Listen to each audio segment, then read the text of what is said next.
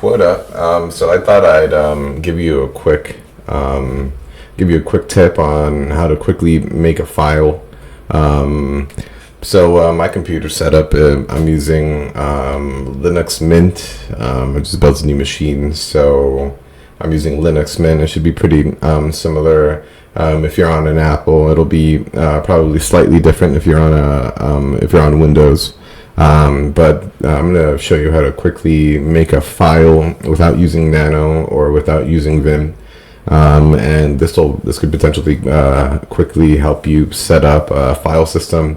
If you're setting up an application and you're starting off with that file system, you want to make a couple directories. Actually, it doesn't help with directories. It does help with actual files, JavaScript files, text files. It'll help you with any type of file you need to make. So let's just get going. So I made this folder called testdir.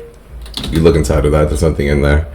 So the command that you use to make that file is going to be touch, and then just whatever file name you want. So testfile.js, you can see in there.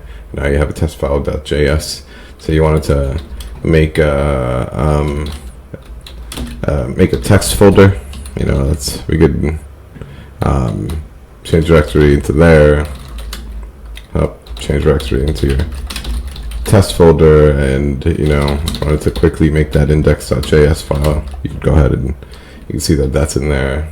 If you also wanted to make your test file, you could.